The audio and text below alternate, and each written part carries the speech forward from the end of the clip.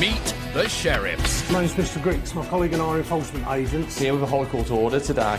They work for the High Court, and if a judge says you're owed money, it's the sheriff's job to go and get it. Hey, all the keys. I'm going to be calling a locksmith. They can demand payment on the spot. What can you pay us now? We're going to get the cash, are you? Are you paying the bill? Or remove assets instead. You've got 30 minutes to make the payment. And we'll start removing stuff from the building. You'll have a week to pay in full before it gets sold at auction. Obstructing their work can be a criminal offence. I wouldn't do that if I were you. Don't lie to me. No mess tins.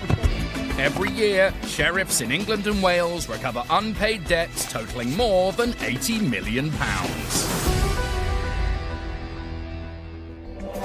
Coming up, Rob and Gerald have a debt to recover at a London car dealer. Got to put a clamp on the vehicle, and Rob's then going to tell him we're going to remove the vehicle if it's not paid. But with a 12 grand Range Rover's fate hanging in the balance, all doesn't go to plan. You are now committing a criminal offence by obstructing an enforcement agent in the execution of a High Court writ. Sharon Tofts was unfairly dismissed from her nursing home job, but hasn't been paid. A big company and a little carer. You just don't normally win. She sends in the sheriffs to get what she's owed. And Simon Brooke hasn't been paid by a customer. I was getting more and more frustrated. I just fit a door and I expect to be paid for it. So Jess and Jamie visit the debtor at home and get more than they bargained for. Turn your camera off before I knock you out. No, you won't be knocking him out. That won't be happening. Listen, I was in parachute resident 14 years. There are more than 40,000 successful employment tribunal cases each year, and the average award is over £7,000. But not everyone gets what they're owed. If you've been treated unfairly and won your case, but your ex-employer doesn't pay up, the sheriffs can visit them on your behalf. Today, Gerald and Rob are doing just that. This afternoon we're heading down to West Sussex.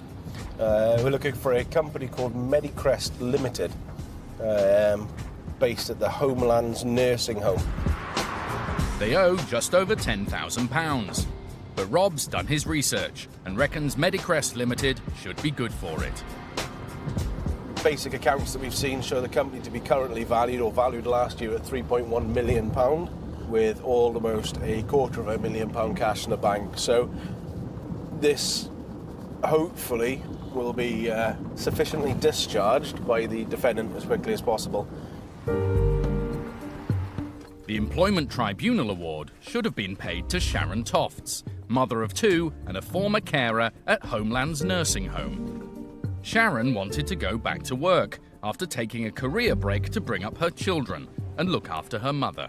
My mum had died of cancer, aged 60, and I had nursed her.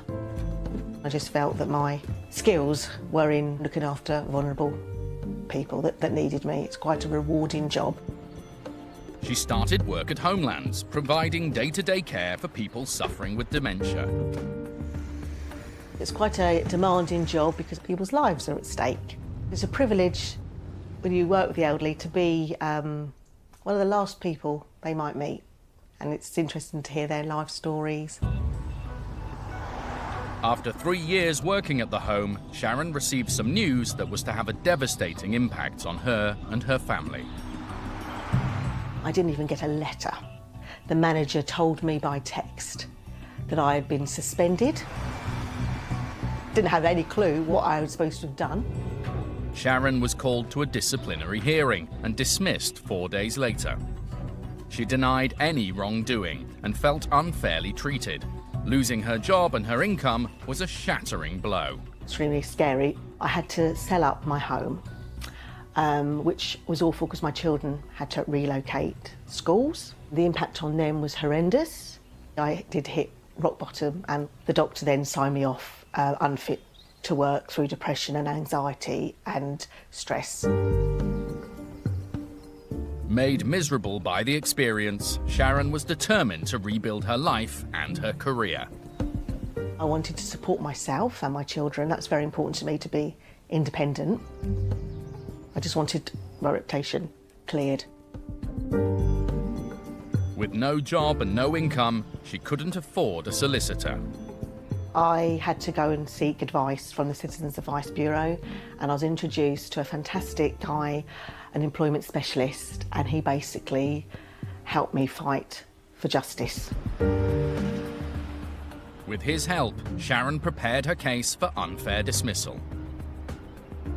Without the employment specialist from the CAB, I couldn't have done any of this. A big company and a little carer, you know, it's, you know, you just don't normally win. Sharon submitted her evidence, and when Medicrest failed to enter a defence, judgment went in her favour. To see it written, this judge got his name and his signature had written, Sharon Toffs was unfairly dismissed, is priceless. Despite the award, Medicrest hasn't paid out, so Sharon has called in the sheriffs. I do need the money, and I just want total closure so I can move on. So I have to get this. I have to get this money.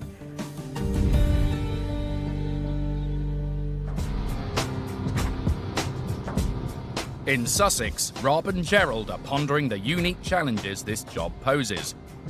As they may well come across the home's residents, discretion is going to be important. You would hope that the staff wouldn't want the residents to know, and that you'd hope that they'd usher us into a room somewhere and get this sorted out rather quick. Rob is also worried that many of the home's assets will be necessary for looking after its residents, and he has no intention of removing them. Whilst it's a commercial premises, as it's a nursing home, it does come with its inherent problems. If they've got vehicles, we need to be careful that they're not classified as disability transport. A lot of the equipment, a lot of the beds will be used for residential care.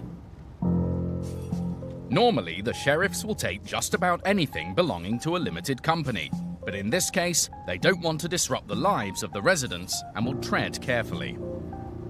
If they've got 40 bedrooms, but only 20 of them are in use by residents, then the beds, etc., from the other 20 rooms could be taken and sold.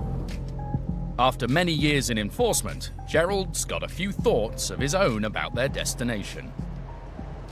I feel at times I should be in the nursing home, let alone enforced at the nursing home. Could well be admitting him now. Thank you. Moments later, they arrive. Oh, very nice. Yeah, quite happy with you. Geriatric Gerald. The sheriffs pull up and approach the main entrance. Give the front door a knock and wait. Hello, you're right. Good. I was looking for a... Oh, you all right? Yeah. Good. My name's Mr. Foster. I'm an enforcement agent. Basically looking for the owner or director of Medicrest Limited. The staff member says the boss isn't here, but gets the manager on the phone. Do you want to go in my room? Yeah. Yes. Yeah. Hello. As Gerald hoped, they're led into a room away from the staff and the residents. Okay, I'm calling today with a High Court writ with regards to an outstanding balance owed from a tribunal award to a Mrs. S. Toffs. The manager says they're going to appeal and shouldn't have to pay. Even on appeal, it doesn't stop enforcement, you see. We have been issued a High Court writ. The High Court has authorised us to come here and enforce this matter. And we're here today to collect or remove assets. From a nursing home, yes. As horrible as that sounds, that's what we have to do. The company may well have plans to appeal, but no appeal has yet been granted, and no stay on enforcement issued in the meantime. With the writ still live, Rob needs payment. If we can get a backs payment or something like that for the balance, then that's it. We're gone. We're gone in minutes. The manager says that if payment is going to be made today, it will need to be authorised by a company director. So did she sound quite... She sounded quite positive. She's not authorised to make a payment, but she's going to get hold of the director now and see if she can get this sorted. She's fully aware of the severity of the issue, but she cannot authorise payment. It looks like the prospect of two sheriffs searching the place for unoccupied beds and non-disability specific vehicles to remove has done the trick. They're ushered upstairs to talk to the boss on the phone. Hello, sir. Yeah, that's fine. Are you doing a payment straight into our account, are you? We understood it needed to be paid, but he thought, as he was looking to appeal it, that nothing would happen in the meantime. He's taken our bank details and he assures me that he's going to make an immediate back payment into our account. Could be a nice little result. Well, it's already a nice little result. With the bank transfer confirmed, they head out. After a mere 20 minutes in the building, Rob and Gerald have got the money Sharon was owed, with a minimum of disruption to the residents of the home. Obviously, there are people living there. There are residents in that care home. The last thing we want to do is upset and disturb them. Unfortunately, the business failed to pay its debts. We've had to go and enforce. Yep. And despite the attractions of a comfy care home, Gerald will have to put off his own retirement for a while. Unfortunately, Gerald is in the van. We'll have to put up with him for a little bit longer yet. Medicrest didn't have an appeal granted within the statutory 14-day period, and the sheriffs were able to transfer to Sharon the money that was rightfully hers. Over the moon, the sheriffs went in and got my money for me. With the ordeal behind her, she's back doing the job she loves. I'm actually sort of in the community and I drive round to the people in their own homes, and they're sort of much more independent, but they still just need a little bit of support and help. It's lovely to think that I'm able to help them achieve that. It's a very rewarding job. Using the county courts to try and recover money you're owed isn't difficult. 1.5 million money claims are paid every year in England and Wales, involving anything from faulty goods or poor workmanship to unpaid invoices. Claims can be filed online or by post for a small fee. Both parties in the case will be asked to submit evidence, and you may have to attend a court hearing.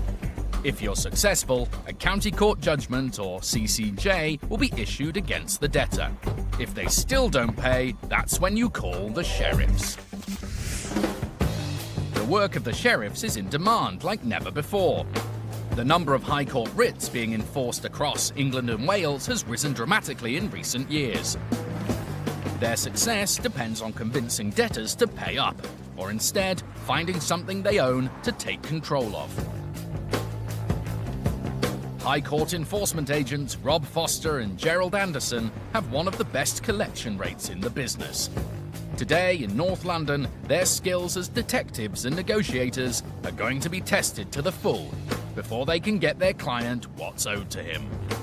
I'm looking for Cameron Khalid, trading as a Motorzone Trade, which we believe to be a garage, a car sales place.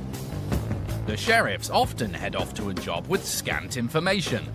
Just the name of their debtor, an address, and an amount to collect. But today, Rob and Gerald are armed with some useful background. This particular case is regarding a car that our claimant in this matter bought from this garage. It didn't appear to be fit for purpose. It went back into the garage for repairs the first time and took an awful long time to repair. It went in a second time and wasn't even repaired on the second occasion. The client therefore took them to court and won his case against them. In fact, Cameron Khalid did not contest the case, and a judgment was made in favour of the claimant. Mr. Khalid was ordered to pay compensation. When he failed to pay, the claimant called in the sheriffs and provided them with a dossier on Mr. Khalid and his company, Motorzone Trade. Today, the total debt stands at £2,599.50. He supplied us with a bit of background information, so we've been supplied with a picture of our defendant. Don't know how old this picture is, but this is what we were provided with. And he's also supplied us with a couple of Facebook posts showing a Range Rover for sale under the name of Motorzone Trade. They find the address, a small industrial estate behind some houses. So this is it here, is it? And almost immediately, Rob spots a Range Rover through the gate. That may be the Range Rover that was on the listing. So I'm going to go out and open that gate? Yeah, go on if you could. There are a number of different units, and it looks as if multiple companies are trading here. The Range Rover plate matches the one in their dossier, but there's no Motorzone Trade signage anywhere. It looks like it's going to be a difficult day for Rob and Gerald. First impressions are not great. This ain't gonna go well. Time to start asking some questions. You all right, mate? Yeah. Is Mr. Khaled about? Sorry? Looking for Cameron Khaled. Is he about? I don't know the guy. Right, Motorzone Trade. I don't know him. Right, okay.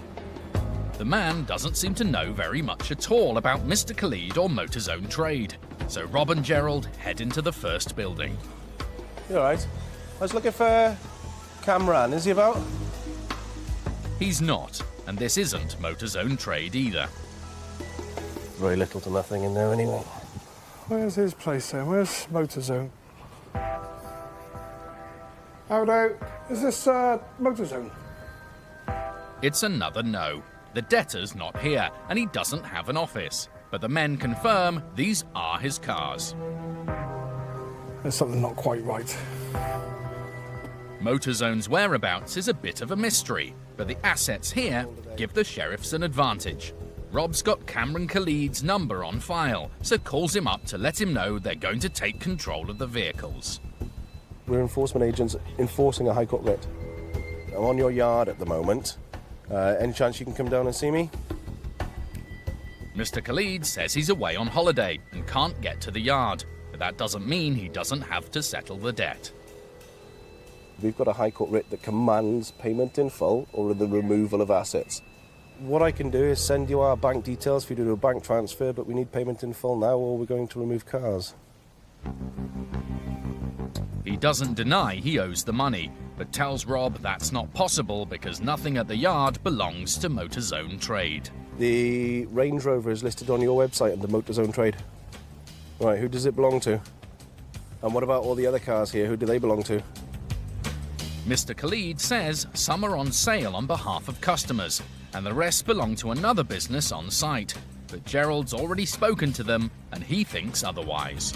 They maintain cars, they do not sell cars. All these cars that are here belong to this, the defendant we're looking for.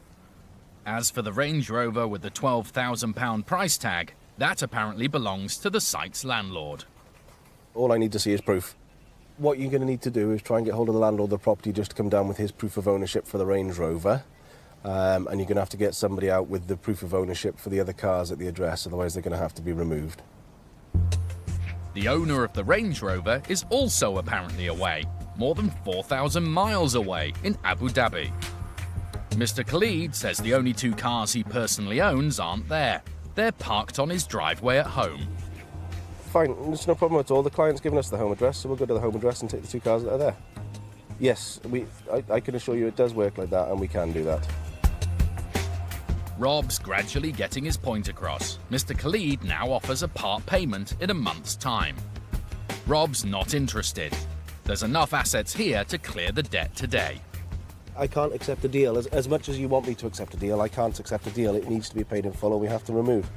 He tells Mr. Khalid if he wants to keep the cars, then he needs to try and get some money together and call him back. We'll see what he comes back with, but it's only a £2,500 balance for a trading car company. That should be no problem. While they wait for a decision, a man who works for another business in the yard turns up, and the sheriffs take their chance to get some more information. Have you seen the guy that comes here and sells cars? If I show you a picture of him. I see him every day. Yeah, I think that's him. Yeah, that Yeah. looks like him. When was the last time you seen Mr. Khalid here? Definitely yesterday. Yesterday? Yesterday, yes. So the chance of him on holiday is quite slim. Very slim, definitely very slim. Here we are. All right. Cheers, mate. Thank you very much. Shortly afterwards, Mr. Khalid gets back in contact. Whether he's on holiday or not, he hasn't made arrangements to pay and is still arguing about who owns the Range Rover. The defendant has text back now saying that the owner of the Range Rover is coming. I thought it was in Abu Dhabi. Yeah, that's exactly it. He said the rest of the cars all belongs to a third party. Yeah. He said I'll get the owner to come down with proof of ownership now. Going to the extreme of removing the cars will be expensive for the debtor, and the sheriffs would much prefer some money. If Mr. Khalid can provide documents showing the cars don't belong to him, the sheriffs won't have any choice but to leave the yard empty-handed. But for now, the Range Rover looks like their only option. I'm just going to put a clamp on the vehicle. Rob's then going to give a bell to the defendant, tell him his time's up, and tell him we're going to remove the vehicle if it's not paid. The sheriffs have been at Motorzone Trade for nearly 2 hours, and they've run out of patience. Right, that's now clamped. Nice car, but a fair bit of damage to it. We've given them until 2 o'clock to make payment in full, or we'll escalate now to removal. Later, the Range Rover is in the air above their heads when there's a dramatic last-minute development. No, you can't take my car. This is my car, this is my yard. We've left the letter with all our contact details on. This is my car, my friend.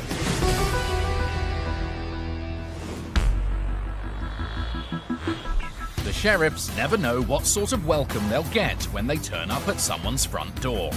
But High Court enforcement agents Jess Payton and Jamie Wick are both former prison officers and reckon they can take just about any situation in their stride.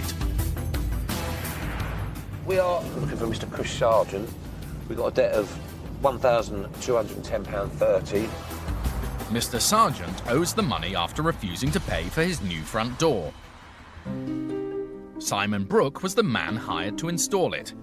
He'd recently decided on a career change and bought into a national door fitters as a franchisee.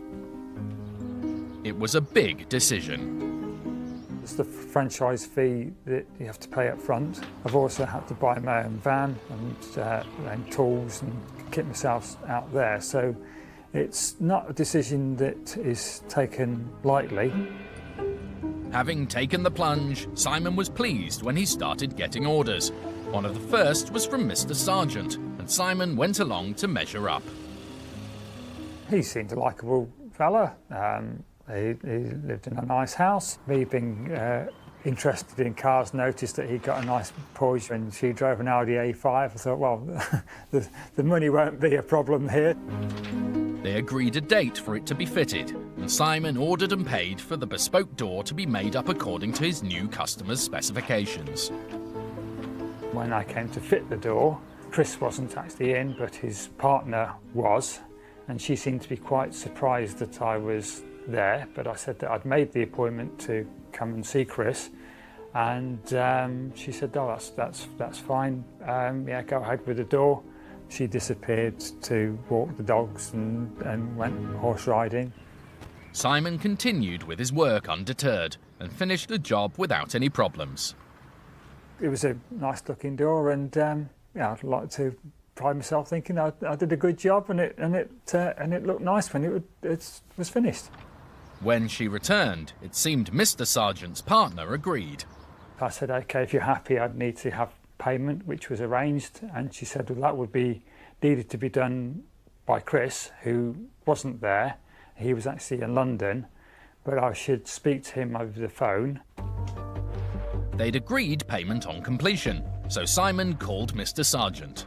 He said he'd pay, but not in the way Simon expected. He said that he would send a cheque. I don't normally take cheque payments, but I reluctantly accepted that and waited for the cheque payment to come. Come on. Simon was soon reminded why he didn't want to accept a cheque in the first place. Good girl. I waited about a week or so, contacted him and said, I've not received the cheque. He seemed to be quite surprised and said that he would do a bank transfer, and once again, nothing came of that. Simon was out of pocket, and it wasn't just a day's labour either, because he'd paid hundreds of pounds to have the door made in the first place.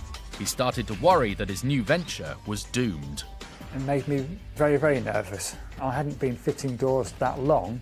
Cash flow was a little bit tight. I thought, is it worth me carrying on? Because I can't afford to be giving a free doorway. Simon contacted Mr. Sargent several times, requesting payment, but despite the early promises, got nowhere. Feeling aggrieved, he decided that he wasn't going to let Mr. Sargent get away with it. I was getting more and more frustrated. I just fit a door and I expect to be paid for it. It's more about the principle that this guy was going to get away with not paying, and that was at my expense. That rattled me. Simon took the case to court, and a judgment was issued in his favour. But still, there was no payment. Even a visit from the court bailiffs made no difference. For Simon, there's now only one hope of getting what he's owed.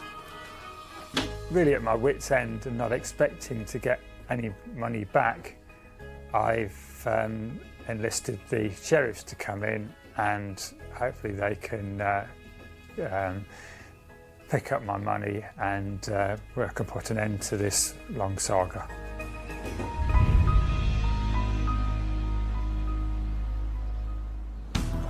In Cambridgeshire, Jess and Jamie are nearing Chris Sargent's house. They've been given the details of the two cars Simon saw, but it's not good news. Unfortunately, they're both on finance, so we're going to have to basically turn up and hope that he's going to pay and we can get in contact with someone.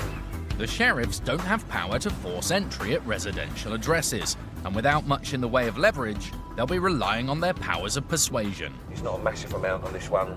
We might get a payment there and then. Otherwise, it's going to be a case of leaving a letter, give them 24 hours to pay, and see if we get a phone call back from it. By the time they arrive, it's gone 9 a.m, and it doesn't look as if anyone's at home. There's nothing there. Oh, But the sheriffs aren't about to give up that quickly. Jess knocks on the as-yet unpaid-for front door. But there's no answer. No, they're not in. There's about 4 staffies in there going mental. The front door looks nice and new, but just to make sure they've got the right address, Jess checks with a neighbour. Hello, man. I'm sorry to bother you. I'm Mr. Payton, the High Court Enforcement Group. Just next door. Do you want to know if Chris Sargent lives next door, do you? I hate being this unorganised. It is the right address, so they leave a letter giving Mr. Sargent 24 hours to settle the debt. So there's not a lot more we can redo at the moment. Just come back next week. Deflated, the sheriffs leave, thinking they won't get Simon's money today. But just then, a man in a car waves them down. Mr. Simon Brook. It's something to do with doors. Well, that's all I know. That's all I've got. It's the debtor, Mr. Sargent. Someone's given him a phone call. He's shot back to his house. Basically, he's asked what the matter's about. He's confirmed he's the defendant we were after. He's saying, look, he goes, I'll pay it now. I'll transfer the funds now for you. Mr. Sargent pulls away and parks outside his house. I was going to go back down to see him. I'm going to keep it at stage 1. Simple reason is we're still here, basically, and he's going to pay it straight away. He's not saying I'm not going to pay it. He's in there. He's going to pay it straight away. So I'm going to go back down and speak to him and get it sorted. But before Jamie can get out of the van, Mr. Sargent's back. And he doesn't seem particularly happy to see our camera. It's not down on the box, is it? Don't film me now, mate. I'll tell you that now. We turn the camera away from Mr. Sargent. Turn your camera off before I knock you out. No, you won't be knocking him out. That won't be happening. Listen, I was in parachute resident for 14 years. Do not yeah, well, then you should know better than to do that, shouldn't you? No, you should know better than to do that. Actually, while we're here, while he's out on a public street, he can film, OK? He's not filming me, mate. I'll come down there and speak to him. I'm not having this. I'll keep here. Eventually, Mr. Sargent calms down and goes back to his house with Jamie to make the payment. The gentleman has now got a little bit agitated, obviously, because the cameras are here, making threats towards yourself, going on about he's been in the Paris for 14 years. He should know better than to be making statements like that he's going to knock you out, because that's not going to happen today anyway. So Jamie's took him down there to take payment off of him, and we'll see if he makes the payment now. Jess's 25 years in the prison service have left him unfazed by confrontation. When people talk about what they're going to do, then they're not normally going to do it. You learn to talk people down more rather than let it escalate, just kill it stone dead.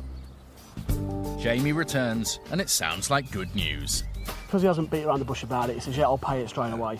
We've got to keep it at stage 1. Yeah, he's paid, is he? Yeah, because it's paid at stage. OK, terrific. So, well, it was a result anyway, isn't it? That's the result, yeah. Yeah, paid in full. We paid in full. Good to go? All right, good to go, mate. I was trying to distract him by taking him back down to his house, take him away from the situation and speak to him, which I did do. Got down to his house, his wife even come out the window and said, why haven't you paid it? You know, stop trying to mug people off, just get it paid. For Simon Brooke, it's the relief he's been waiting for. After many sleepless nights and heartache and pain and the genuine thought that my money had gone down the Old Kent Road, eventually, yeah, speedy results from the sheriff, got paid, which was the initial delight, but also the delight that he'd not got away with it.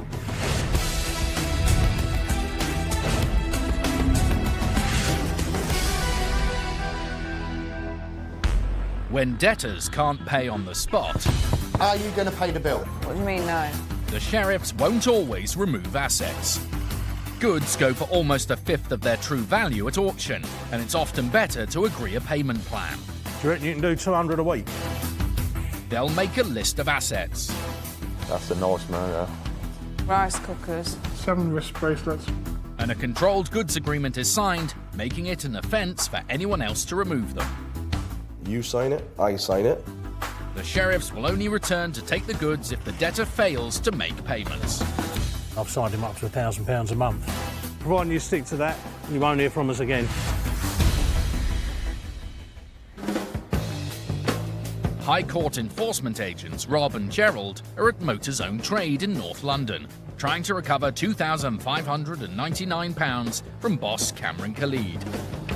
Mr. Khalid hasn't come to the yard. He's told the sheriffs he's on holiday. So far, he's only offered to pay part of the debt, but in a month's time. Yeah, I can't accept the deal. As much as you want me to accept a deal, I can't accept a deal. It needs to be paid in full. The sheriffs have found a Range Rover in his yard, but he says it's not his. The onus is on him, however, to bring down the paperwork to prove it, and if he doesn't, the sheriffs are entitled to sell the vehicle to recover what he owes. I'm surprised nobody has turned up, and I'm expecting somebody to turn up. Removing vehicles is expensive for debtors and a last resort for the sheriffs, but today there's no other option. I've phoned him, I've spoken to him, I've warned him, I've texted him, I've warned him. What else can I do? I think he's had his time. Yeah. Had nothing from him? Nope, nothing at all. There's no response. Should we go for it? Yeah. I will start filling out the removal form. As Gerald makes the call for the truck, Rob gets a message from Mr. Khalid. The defendant has sent a text back with an offer in to pay half the balance 2 weeks from now, and then the remaining half the balance about a week or so after. It's a better offer than the one he made earlier, but it's still not very good. Nevertheless, Rob calls the claimant and puts it to him. Hi, it's Rob Foster from the Sheriff's Office, it is. What he has offered is half the balance on the 7th of August and half a couple of weeks later. The man who's owed the money isn't impressed either and turns it down. Absolutely. We assumed that was going to be the case. I just thought I'd run it past you just in case. We've got the Range Rover clamped at the moment. We've got recovery on the way to pick it up. We'll get this Range Rover gone for now, and my office will send you a report in due course, and we'll go from there. With the decision made and no further word from the debtor, all they have to do is wait for the truck to arrive. This could be our recovery. You all right? It is, and after a quick check around the vehicle... Crack in the rear light. Scuffs on the bumper there, Joe? All wheels are curved scuffed. The hooks are on, but before they can get the car in the air, there's a last-minute intervention. A man appears and tells the sheriffs they've got no right to be there. This is private premises. We have a writ to enforce here, you see. Without asking the owner, you don't have a right to be here. We do. With the writ, we can do it. On the other side of the gate, I'm afraid. We're just going to put this on, 2 minutes, we'll be gone. That's it, finished. If you don't think we should be here, by all means, you call the police and I'll show the police this and they'll say, yes, we can be here. He can't send the sheriffs to the other side of his gate, but he does ask our cameraman to leave. We film from the road as 2.7 tons of Range Rover is craned out of its parking spot, then lowered onto the back of the low loader.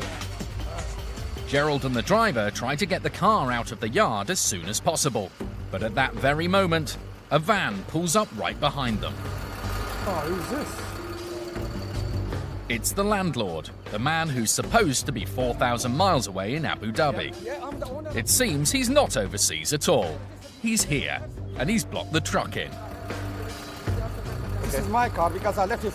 This is my yard, and I left it for them to sell it. Yeah. And this is the logbook. Yeah. See? Yep. This is my car. You can't take my car, my friend. Okay. We've left a letter with all our contact details on. This is my car, my friend. Look, this is... Look, yep. I'm the owner of the yard. He could have come here hours ago. It's always the same. Once the truck comes and they get on the back of the truck, then everything happens. Yep. You can't. The landlord's got a bundle full of documents that he thinks proves it's his car. The V5 is in his name, but it's common for dealers not to change it until selling the vehicle on. No, I'm the owner. I can prove you the receipt. Hang on. I can prove you the receipt. Hang on. Okay. As it says there, this document is not proof of ownership. But I'm the owner. I can prove the invoice to you. Yeah, well, you'll have to prove that to the court. Yeah, but this is not. It's a difficult situation for the sheriffs. They have no option but to continue unless the man can provide concrete evidence that the car is still his. And with the paperwork he brought, he can't do that. He's still refusing to let the truck leave.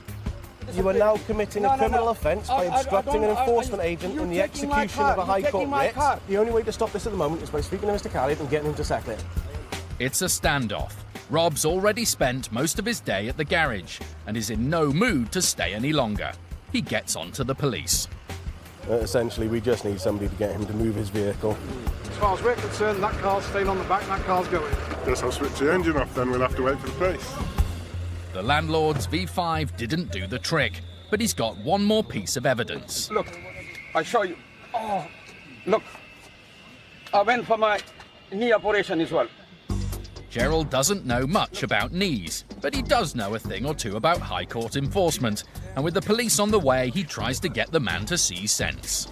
To me, you look a good gent. What I wouldn't want you to do, sir, is for you now to end up dropping yourself in it and getting in a little bit of trouble because what's happening here. I don't mind, but I want my car back. I'm sorry. And it's very low mileage. On the way down now. You've got to understand, sir, if the police turn up, you could end up being arrested for this. It's okay, Do you no understand problem. that? I don't mind. If they take me arrest, I'm disabled person, they can take me. The only way the sheriffs will allow the car off the truck now is for the debt to be paid in full, and the landlord suddenly has a bright idea. No, it's okay, it's okay. I'll pay the money. How much he owes you? I can't ask you to pay the money. No, please. I rather. Right. How much? It's not here. Please. How much money? How much money? The man's offering to pay the debt on Mr. Khalid's behalf, but with the truck here, the bill's gone up from the initial £2,599. The balance at the moment is £4,226. He hasn't got the cash, but makes a card payment for the full amount. I didn't want to go through all this court problem. I caught up in such a situation where I could lose over £4,000. Whether I'm going to get it or not, but it's better than losing my car over £10,000. I was a bit nervous and I was a bit upset for my car, and sorry for causing you a problem. The Range Rover is gently lowered back to earth, and there are smiles all round. All right, no worries. All right. The landlord is no doubt planning on asking his tenant for the return of his £4,226. He's now had his vehicle back, lots of handshakes and hugs, very happy man, all sorted. The claimant will now be refunded for the faulty car he'd bought from Mr. Khalid.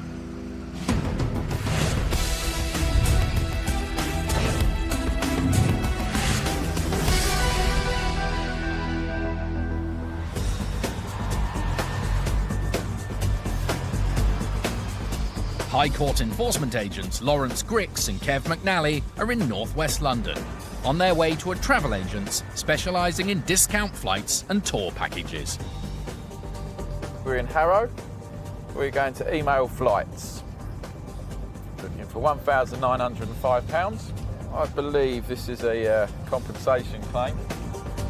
The claimant in this case had been organising a trip to Mexico. Email Flights took his cash and booked him onto a flight. But when he went to check in, there was no record of the booking and no seat in his name. He had to buy another one, and that cost him double the original price. When he claimed compensation, Email Flights didn't contest the case, and a judgment was made in his favour. But he still hasn't got his money, and that's why Lawrence and Kev are dropping in on the travel agents.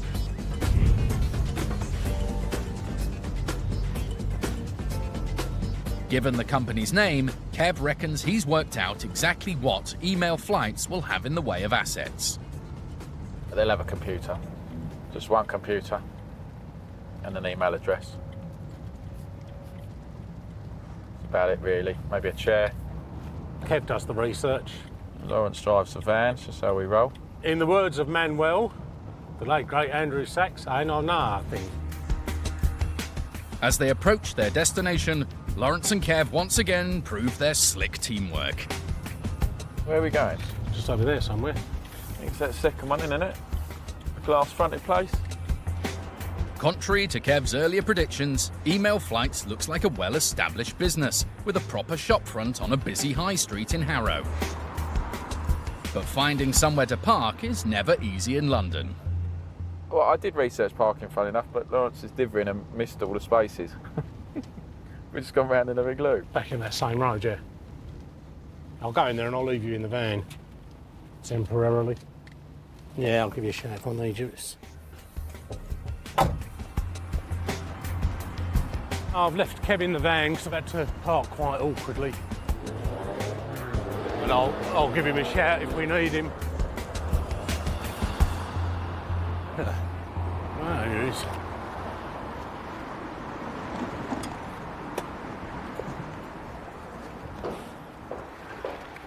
Oh, good morning. Who's in charge? Yeah, upstairs. Upstairs. Lawrence quickly takes up the invitation to go upstairs to their offices before anyone can change their minds. Sorry? There's no need to. I'll just ask you who's in charge. You said to me upstairs, so I'll go upstairs. Hello there. You're in charge, yeah? No. You're in charge, sir. Name's Mr. Grits. I don't want the camera in here, please. I'm an enforcement agent. I've got a High Court writ to enforce against Email Flights in favour of Mr. Our cameraman is asked to leave, so he does, and 20 minutes later, Lawrence follows. Email Flights has paid the debt in full. That went very well. They knew about the case, they were aware of it. They've actually phoned the court and they're trying to take it back to court. Their argument being it's the airline that should have paid the compensation and the airline that should have been sued. Regardless of any disagreement between the airline and the travel agent, Lawrence's job is to execute the High Court writ and get the claimant the money he's owed. And as far as he's concerned, it's job done. They basically just paid online with the cards for the full amount to get rid of me today, and they're going to seek independent legal advice over what they can do next. Yeah, all in all, another paid in full. Happy days, on to the next one. Email Flights told us they were shocked and distressed when the High Court enforcement agents visited their office and they realised what had happened. The member of staff who deals with complaints had overlooked this file and did not bring it to their attention. They are appealing the court's decision. They have always compensated errors, and in 14 years, they have never before had a CCJ issued against them.